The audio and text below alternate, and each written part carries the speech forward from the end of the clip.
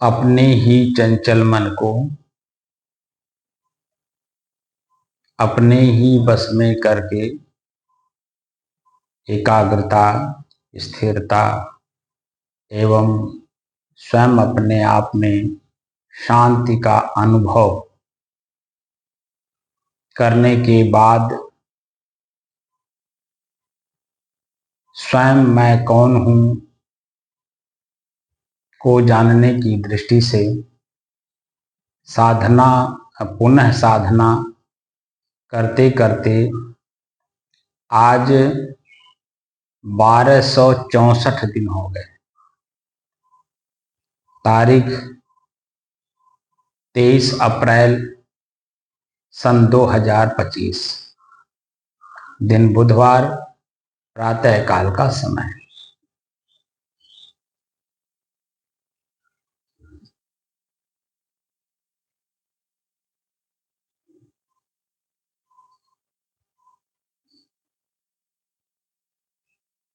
व्यवहारिक जीवन में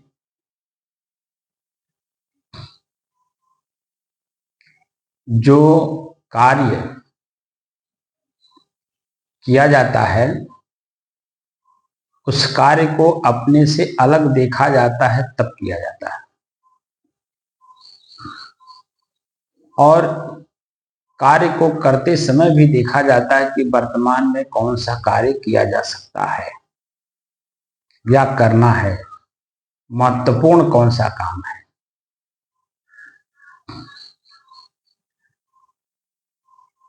उस कार्य से जब हम अपने को अलग समझते हैं तभी उस कार्य में जो भी व्यवधान आते हैं करते समय उसे हम दूर करते हैं।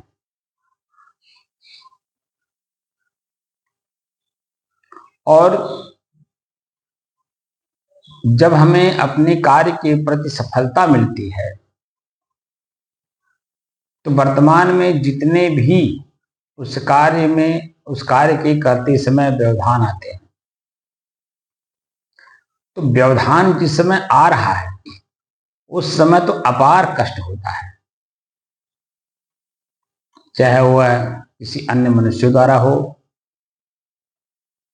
चाहे वो प्राकृतिक हो, चाहे वो किसी भी प्रकार का हो, अपार कष्ट होता है। लेकिन जब उस व्यवधान को हम लोग दूर कर ले जाते हैं और अपनी सफलता प्राप्त कर लेते हैं तो सब कुछ भूल जाता है, बस सिर्फ एक शब्द अपने पास रह जाता है कि उस कार्य को मैंने किया।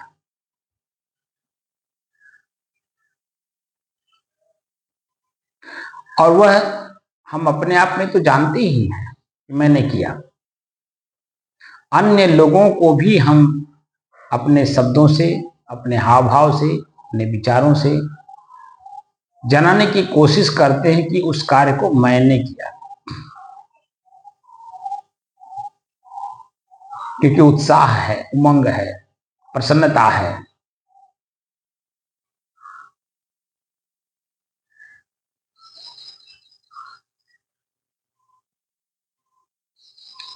प्रसन्नता, उमंग, उत्साह अंदर भीतर होने की वजह से हम कोई भी व्यक्ति आता है तो उससे अपनी चर्चा करते हैं कि इस काम को मैंने किया।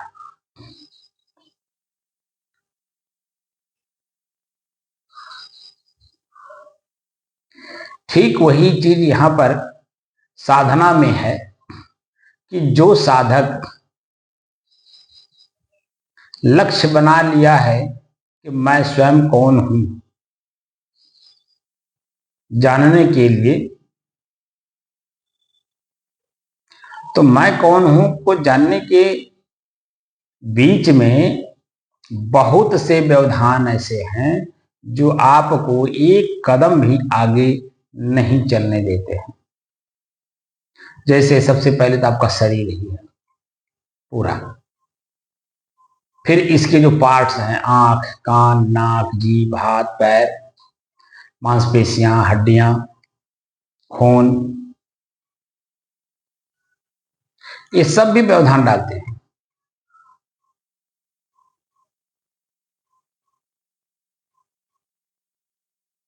इसके बाद आपके मन की गति, मन की गति का मतलब चाहना।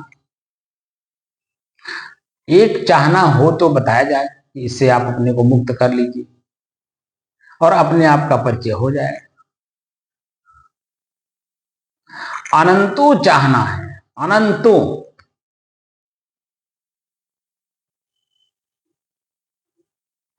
अनंतों चाहना के साथ साथ पूर्व में जो अनंतों काल तक, अनंतों काल से और अब तक शरीर हमने धारण किया,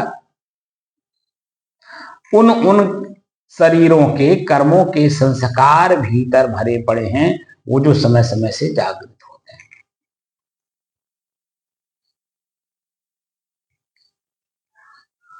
उन अनंत शरीरों की बात छोड़िए, इसी शरीर में, जिस शरीर में वर्तमान में हम हैं, इसी शरीर में, जैसे मेरा 53 साल का उम्र है, 10 तारीख चौथा महीना सन 1972, सब जोड़ लीजिए कि अब तक 52-53 साल की जो अवस्था मेरे शरीर की हो गई, इसमें से जन्म से लेकर के अब तक आंख ने बहुत कुछ देखा होगा, कान ने बहुत कुछ सुना होगा, जीभ ने बहुत कुछ स्वाद लिया होगा, दांत ने बहुत कुछ चबा चबा करके शरीर के भीतर डाला होगा, पैर कितने बार चले होंगे, कहां कहां चले होंगे, क्या क्या काम किए होंगे, हाथ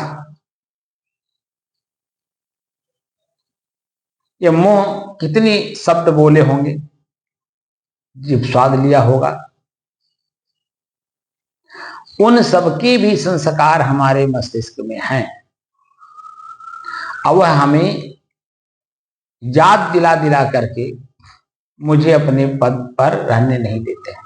जो मेरा पद है वो स्थिर था, अपने आप में हमें स्थिर रहने नहीं देते, क्योंकि ये कर्म संस्कार बार बार ख्याल होते रहते हैं।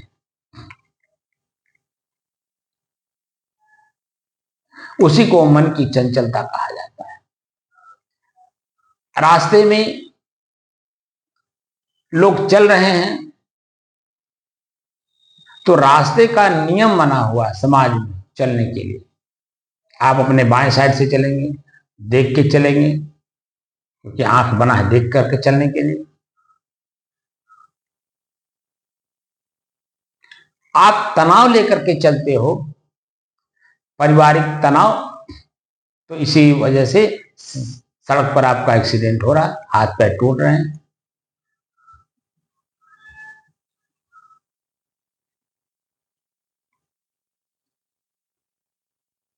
तो तनाव मुक्त जीवन कैसे हो, और मैं स्वयं व्यवहारिक जीवन में अपने व्यवहार को कैसे पवित्र कर सकूं,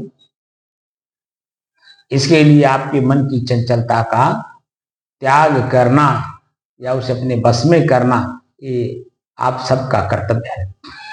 और कोई करे ना करे, लेकिन जो साधना कर रहे हैं उनका परम कर्तव्य ही है कि अपने मन की चंचलता का त्याग करें, वर्तमान में रहें। वर्तमान में जब आप रहेंगे तो शरीर अलग महसूस होगा, शरीर के पार्ट्स अलग अलग महसूस होंगे। किस समय में मैं वर्तमान में हूं तो किस अंग का, अपने शरीर के किस अंग का प्रयोग करना है। आप वर्तमान में, जैसे मैं वर्तमान में बोल रहा हूं तो मेरे अन्य अंग अपनी क्रिया से निष्क्रिय हैं, सिर्फ एक जबान और एक मन, दो चल रहे हैं सिर्फ। अब मन जो सोचेगा वही यहां जबान से बोलेगा।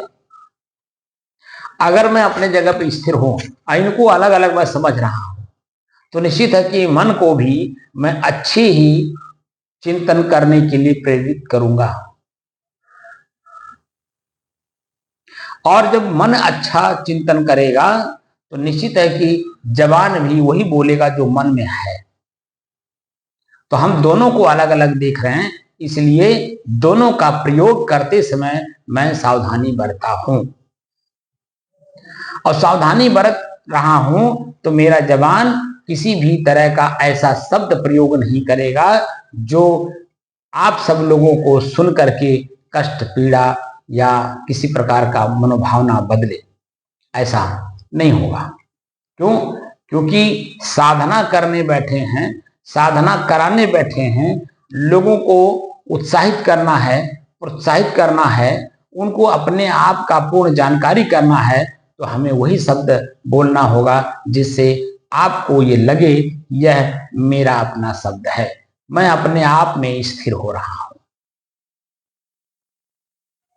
मैं कभी ऐसे शब्द का प्रयोग नहीं करूंगा जिससे कि आपके अंदर में जिज्ञासा बढ़े, ये क्या है, यहां चले जाएं वहां चले जाएं, इनसे मिलने उनसे मिलने, वो मेरा काम कर देंगे। कहीं भी आप चले गए होंगे या जाएंगे या जा रहे होंगे, आप वर्तमान में रह करके देखेंगे जब, तो जितना ही चलेंगे उतना ही आपका मन चंचल होगा। चाहे मन से चलिए, चाहे पैर से चलिए, चाहे इंद्रियों से चलिए, जितना ही आप चलेंगे निश्चित है कि आपका मन उतना ही चंचल होगा। और ये मैं नहीं कह रहा हूं, जो हमारे पूर्व की संत महात्मा हैं, ऋषि मुनि हैं, वह ये बात कह रहे हैं। सदगुरु कबीर साफ साफ शब्दों में कहते हैं, तन राता मन जात है। जहां जहां शरीर जाएगा वहां वहां आपका आंख देखेगा, कान सुनेगा, जी बोलेगा, वो मन बन रहा है, अपने आप में मन बन रहा है। तन राता मन जात है। आप कह रहे हैं अब मैं बैठा हूं शांत चित होकर के, मन राता तन जाए, शांत चित होकर के बैठा हूं, मन में कल्पना हुई यहां जाना है, और उसे अगर हम कंट्रोल नहीं कर सके तो मन में एक जिज्ञासा जागृत होगी। जब मन में जिज्ञासा जागृत होगी तो निश्चित है कि शरीर को लेकर के आप पहुंच जाएंगे। दोनों बात कह रहे हैं, तन राता मन जात है और मन राता तन जाए। जब मन में आप संकल्प कर लेंगे जहां जाना है तो शरीर जाएगा, कल्पना आपने कर लिया है वहां जाने के लिए। तो जैसे जैसे, क्योंकि आंख खुलेगा आप पैर से चलेंगे, आंख देखेगा, कान सुनेगा, कुछ ना कुछ आप जरूर मुंह में डालेंगे, तो वो संस्कार बनेगा, संस्कार बनेगा, मन चंचल होगा। तो तन राता मन जात है, मन राता तन जाए। आप कह रहे हैं तन मन ये कह हो रहे, जिस समय जैसे मैं बैठा हूं तन हमारा, तन मन शरीर हमारा स्थिर है, मन भी मेरा स्थिर है, क्योंकि एक विषय पे हम लोग चर्चा कर रहे हैं, इसलिए अन्य विषयों से मेरा मन स्थिर है। तन मन ये क्या हो रहे, तब कह रहे हैं हंस कबीर कहा है, तब आपको हंस का पद मिलता है। और हंस का पद का जो वर्णन हमारे ऋषियों मुनियों ने किया है, नीर क्षीर विवेकी। हंस का जो मतलब दिया गया है, नीर क्षीर विवेक करने का काम हंस करता है। नीर यानी पानी, और क्षीर यानी दूध। मैं और मेरे, मैं स्वयं हूं, मेरा मेरा शरीर है, शरीर से संबंधित किसी भी प्रकार की क्रिया हुई है वो सब मेरा है, न कि मैं हूं। ये जो पद मिलता है स्वयं का, ये हंस के पद पर आने पे मिलता है, जिसका काम है विवेक करना। इस शरीर मैं नहीं मेरा है, ये जिस दिन आपको अस्थाई रूप से भीतर से महसूस हो जाएगा, शरीर अलग महसूस होगा, शरीर की इंद्रियां, उनके पार्ट्स अलग अलग महसूस होंगे, उनके कर्म, उनके विषय, उनके भोग सब अलग अलग हैं, लेकिन मैं उसका धुरी हूं। मैं न रहूं तो ये शरीर के सारे इंद्रियां अपने आप शिथिल हो जाएंगी, निष्क्रिय हो जाएंगी, कोई किसी काम की नहीं। मैं शरीर में हूं तो आंख देख के पहचानेगा, कान सुन करके समझेगा, पैर चलेगा, जीभ बोलेगा, जीभ स्वाद लेगा, दांत चबाएगा, क्योंकि मैं इसका धुरी हूं।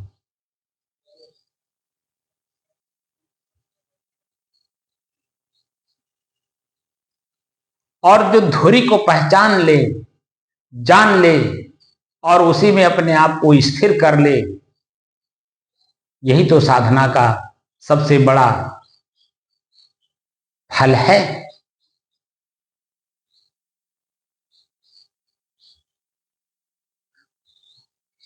हमें बाहर की किसी भी प्रकार की सिद्धि नहीं चाहिए, हमें स्वयं का परिचय चाहिए। मैं स्वयं हूं कौन, और मैं स्वयं अपने आप में शुद्ध हूं, स्थिर हूं, शांत हूं और एक रस हूं। बोलने के पहले भी मैं था, बोलते समय भी मैं हूं, अभी बोल के बंद हो जाऊंगा तो भी मैं रहूंगा। तो तीनों काल में जो रहे वही एक रस है और वही सनातन है।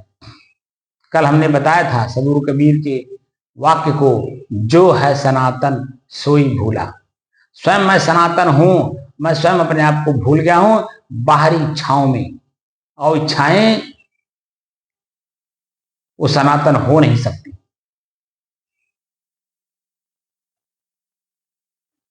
वह तो उसका एक मंजिल है, मंजिल पर जाने के बाद वह वहीं समाप्त हो जाता है। लेकिन आप स्वयं अपने आप में मंजिल हो, लेकिन इच्छा कर लिए हो ये मेरा मंजिल है, और वही इच्छा अंत में जाकर के आपको कष्ट देता है। अगर अनुकूल हो गया तो प्रफुल्लित प्रसन्नचित होंगे, अगर प्रतिकूल हो गया तो दुखी होंगे। ना आप प्रफुल्लित प्रसन्नचित आनंदित हैं और ना ही आप दुख और पीड़ा हैं। आप दोनों को जानने वाला, दोनों का उपयोग करने वाला, दोनों से अलग, स्थिर हो, शांत हो, शुद्ध हो और एक रस हो। हमें उसी अपने एक रास्ता में जाना है, और हमें अपनी जो स्थिरता है उसमें जाने के लिए सबसे पहले हमें अपने मन को अपने श्वास पर केंद्रित करना होगा। श्वास को अलग देखना होगा, श्वास में क्या क्या मिल रहा है ये देखना होगा, क्योंकि श्वास में हमें बहुत कुछ दिखाई देता है। श्वास माने हवा, हवा एक तत्व है। अब शरीर के अंदर में या प्रकृति के अंदर में, शरीर के अंदर चाहे शरीर के बाहर, श्वास माने हवा। हवा के अंदर में जो कुछ भी रहेगा, हमारा यही नाक हमको बताएगा कि हवा में क्या है। और किसको बताएगा? क्या नाक अपने आप में संतुष्ट हो जाता है? यही है, ये सिर्फ साधन है किसी के लिए। तो किसके लिए? वो मैं स्वयं के लिए।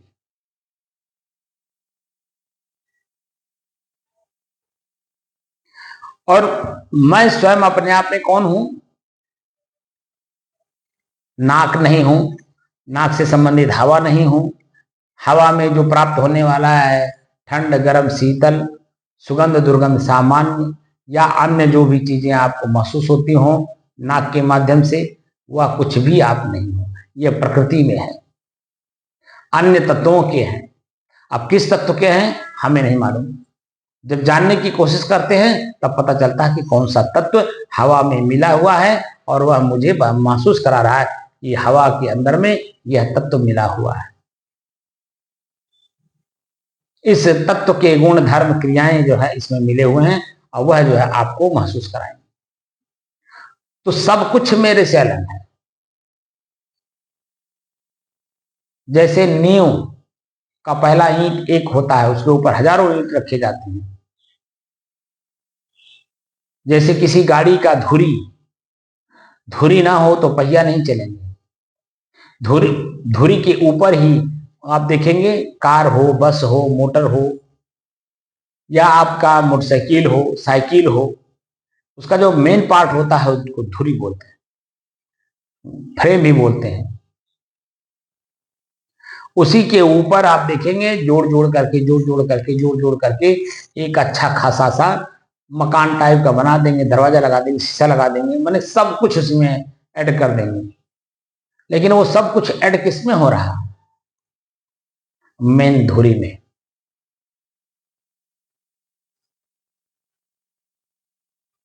तो मेन धुरी मैं ही स्वयं अपने आप में हूं। मैं स्वयं ना रहूं तो शरीर के कोई भी अंग काम नहीं करते हैं। आपने खुद अपने आंख से मुर्दे को देखा हो, लेकिन अपने आप को मुर्दा बनकर के नहीं देखा जा रहा है कि मैं हूं कौन। मुर्दा बनिए, अपने आप का परिचय करिए। तो अपने आप को मुर्दा बनने के लिए मुर्दे को पहले पढ़ना पड़ेगा, मुर्दे को जानना पड़ेगा। मुर्दे जैसा स्थिति अपने आप में बनानी होगी। तो ये आंख बंद हो जाएगा। 10 द्वाराणि संयम्य, गीता का सूत्र है 10 द्वाराणि संयम्य, 10 इंद्रियां अपने आप में संयमित हो जाती है। सदुर कबीर साफ साफ कहते हैं 10 द्वारी तारी लावे तब दयाल के दर्शन पावे। तारी का मतलब होता है बंद कर देना, इनकी क्रियाओं को बंद कर देना। पहले से जो क्रिया हुई हैं, अंदर मस्तिष्क में संस्कार भरे पड़े हैं, उनको भी निष्क्रिय करना होगा, रोकना होगा, स्थिर करना होगा, तब दयाल के दर्शन पर, जो भीतर में दयालु बैठा हुआ है उसका दर्शन तब होगा।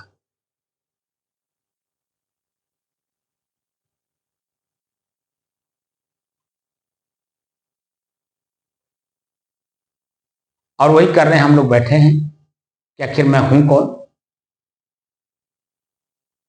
अब जो 2 चीजें बताई गई हैं गीता के अनुसार, 16वां अध्याय में आप जब जाएंगे तो वहां देखेंगे कि आसुरी शक्ति और दैवी शक्ति, संपदा की बात कही है। संपदा, आसुरी संपदा और दैवी संपदा, तो दोनों संपदाएं हैं।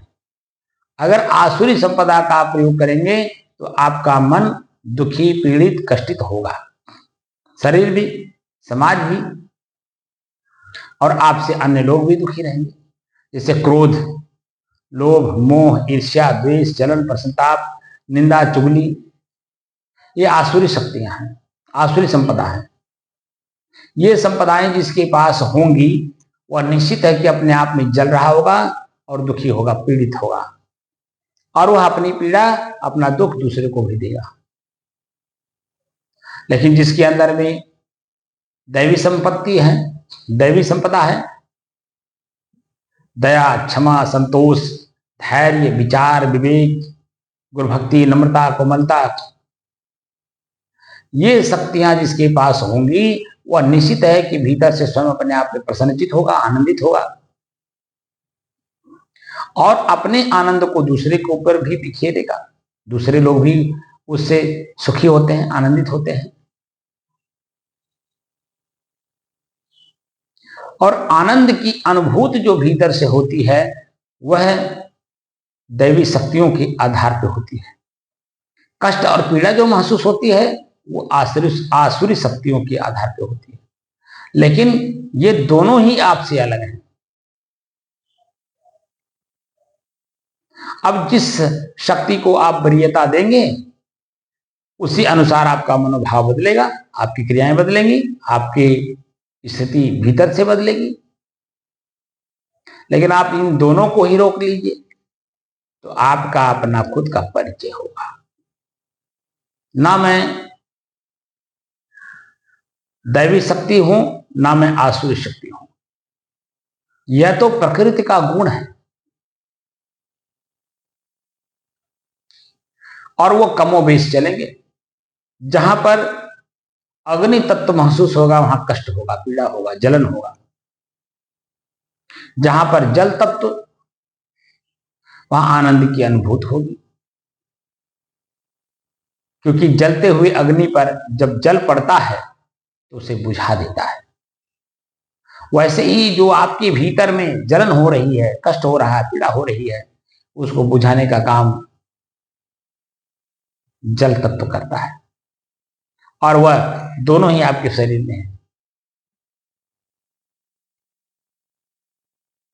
हवा आपको चलने, आपके शरीर को चलाने का काम करता है, प्रेरणा देता है।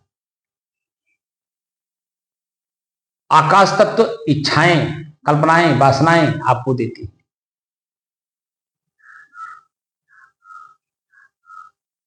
सभी तत्व आपके शरीर में कार्य कर रहे हैं कमोबेश हर समय। जब आप अपने को अलग मान लेंगे और तत्व को अलग मानेंगे, आप भी निज तत्व हो, कल मैंने कहा था, और 5 तत्व अपने आप में निज तत्व है। निज तत्व में आने पर मिट्टी हो वह भी किसी क्रिया में नहीं रहेगी, पानी हो वो भी अपनी किसी क्रिया में नहीं होगी। इसका मतलब है कि पांचों में मिले हुए हैं, तब आपको उसमें क्रिया दिखाई देगी।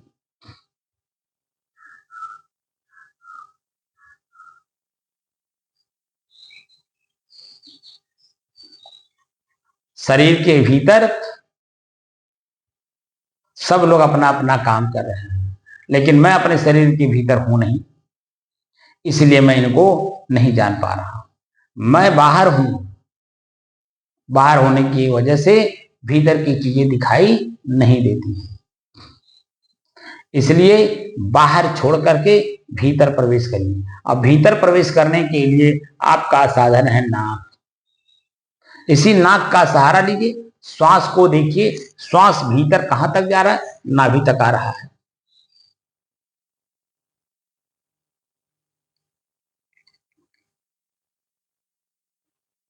नाभि से होकर टकरा करके फिर बाहर आ रहा है, फिर अंदर जा रहा है, फिर बाहर हो रहा है, फिर अंदर जा रहा है, फिर बाहर हो रहा है। तो क्रिया हो रही है, ये प्रकृति में स्वतः क्रिया हो रही है। फिर प्रतिक्रिया करिए कि ये कौन कर रहा है, कौन इसको जान रहा है। तो श्वास अपने आप को कुछ नहीं जानता, इसका जानने वाला कोई अलग है और वही मैं हूं। लेकिन थोड़ी सूक्ष्म सूक्ष्म गति है, तो स्थूल से पहले सूक्ष्म की ओर आई। धीरे धीरे धीरे रे मना धीरे सब कुछ हो। माली सींचे सौ घड़ा, ऋतु आए फल। समय आने पर ही आपको अपने आप का पूर्ण परिचय होगा, तत्काल में आपको परिचय नहीं होगा। तत्काल में तो आपका मन कहे है ही देखा हो, हमें बतावे आयल बाटा, हमें जनावे आयल बाटा, हम तो हम है ये। मैंने शरीर को ही कहेगा, इस चेहरे को कहेगा मैं हूं, और ये नहीं जानता कि चेहरा कुरूप होते देरी नहीं लगेगा। रूपवान है, कुरूप होते देरी नहीं लगेगा। अभी खाली एक दिन लूज मोशन आपको हो जाए, आपके शरीर की स्थिति अभी मालूम हो जाएगी। गर्मी आई गई है, थोड़ा सा भोजन आप ज्यादा करेंगे, अभी लूज मोशन हो जाएगा, ऊपर से भी हो सकता है निकल जाए, जिसको उल्टी और दस्त कहते हैं। अभी यही शरीर आपको महसूस करा देगा कि ये शरीर ही मैं हूं या ये शरीर मेरा है। अभी खुद आप दौड़ दौड़ करके डॉक्टर साहब से कहोगे, डॉक्टर साहब मेरा शरीर अस्वस्थ हो गया है, बिल्कुल चलने उठने बैठने की इच्छा नहीं होती है। तो वहां शब्द का प्रयोग करेंगे मेरा शरीर, न कि ये प्रयोग करेंगे मैं शरीर। तो साफ साफ स्वयं हम दिन में 100 बार सच बोलते हैं, लेकिन उस सच पर अपने आप पर पूर्ण विश्वास नहीं है, क्योंकि मैं अपने आप को जान नहीं रहा हूं। इसीलिए विवेक शब्द का प्रयोग करिए, हंस बनिए। और दो चीजें आपस में मिली हुई हैं, यहां तो 5 चीजें शरीर में मिली हुई हैं। तो शरीर प्रकृति को मान लिया गया और पुरुष इसका चलाने वाला, तो दो चीजें अपने आप अलग अलग हो गई। प्रकृति यानी शरीर, पुरुष यानी शरीर को चलाने वाला, उसको जानने वाला, उसको भोग करने वाला, इसको अपने मंजिल पर ले जाने वाला। ये स्वतः कहीं नहीं जाने वाला है, इसमें है कोई ड्राइवर, वो लेके जा रहा है, और ड्राइवर अपने आप को पहचान नहीं कर पा रहा है कि मैं इसका ड्राइवर हूं।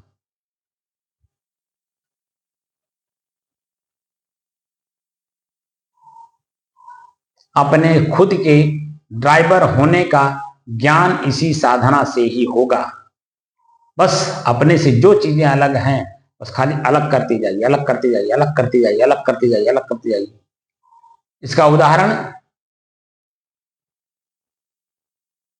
प्याज और केले का स्तंभ का उदाहरण दिया जाता है। प्याज को छिलते जाइए, छिलते जाइए, छिलते जाइए, छिलते जाइए, छिलते जाइए, छिलते जाइए, कुछ नहीं मिलेगा, बस खाली छिलका है और कुछ नहीं। केले के स्तंभ यानी पेड़ को देखिए, उसमें भी छिलका ही होता है, ऊपर परत परत परत दर परत दर परत दर से होता है, उसको निकालते जाइए, कुछ नहीं मिलेगा लास्ट में। ऐसे ही आप अपने शरीर के अंदर में केले के पेड़ की तरह और प्याज की तरह हैं। आप खाली छिलका उतारते जाइए, उतारते जाइए, उतारते जाइए, अंत में देखेंगे जो शेष बचेगा वही आप हैं, बाकी ये सब कुछ भी आप नहीं है।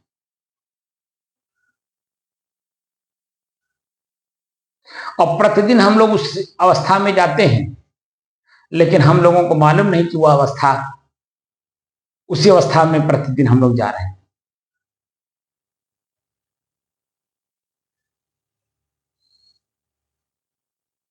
श्वास पूर्ण रूप से साधक अपने से अलग महसूस करे, उसमें जो कुछ भी दिखाई दे रहे हैं उनको भी सबको अलग देखे और प्रतिक्रिया करे, क्या ये श्वास ही मैं हूं? क्या श्वास में उत्पन्न होने वाले ठंड, गर्म, शीतल, सुगंध, दुर्गंध सामान्य या अन्य कुछ, क्या यही मैं हूं? इसका अभ्यास करते करते करते करते करते करते करते एक अवस्था ऐसी आएगी कि वहां आपको कुछ भी अपने आप में दिखाई नहीं देगा, ना महसूस होगा, ना कल्पना होगी, ना इच्छा होगा। बिल्कुल आपको एकदम गहरी नींद की तरह आपको महसूस होगा, वहां कुछ भी नहीं है।